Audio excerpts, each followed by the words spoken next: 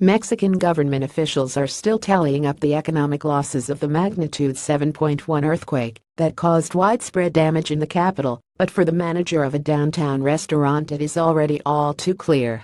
Sitting in the entrance of his Guapa Papa restaurant Monday surrounded in caution tape, Antonio Luna said this is a bust. It's already closed due to structural damage to the building. He had to let go the 36 employees at the 1,950 themed restaurant and is just trying to salvage whatever furniture and equipment wasn't damaged.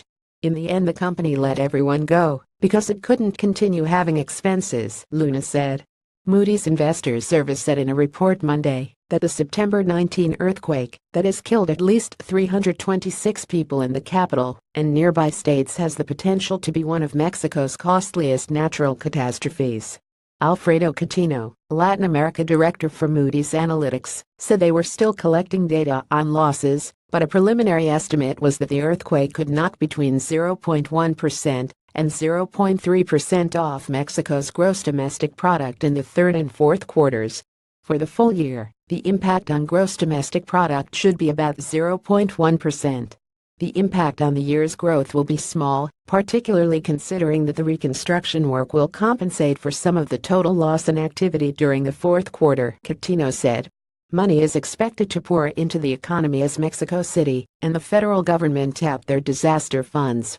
As of June, the city's disaster fund stood at 9.4 billion pesos, more than $500 million, making it slightly larger than the national fund, according to a Moody's Investors Services report.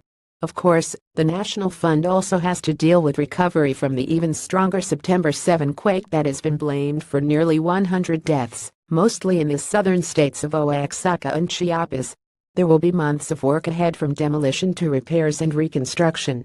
Mexico City Mayor Miguel Angel Mancera said that 360 red-level buildings would either have to be demolished or receive major structural reinforcement. An additional 1,136 are reparable, and 8,030 buildings inspected so far were found to be habitable. At least 38 buildings, including apartments and office buildings, collapsed during the earthquake. Mexico's education ministry also has 1.8 million pesos to spend on school repairs. In Mexico City alone, only 676 of the city's 9,000 schools had been inspected and cleared to resume classes, Education Secretary Aurelio Nuno said Monday. Air Worldwide, a Boston-based catastrophe modeling consultant, provided a wide range for industry-injured losses, but noted they would be only a small part of the total economic losses.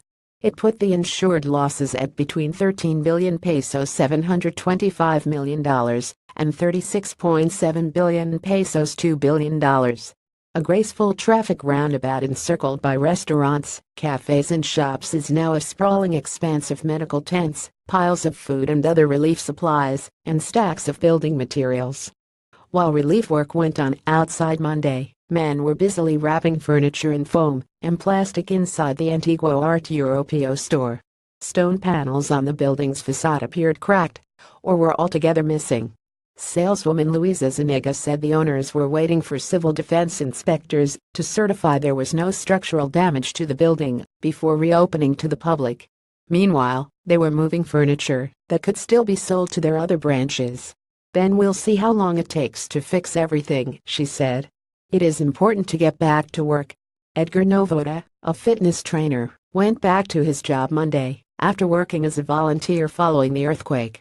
Around midday, he stopped his bicycle at a cleared foundation where a building of several stories had stood near his home. He knelt and prayed, while others left flowers and candles at the site. Related copyright 2017 Associated Press. All rights reserved. This material may not be published, broadcast, rewritten or redistributed.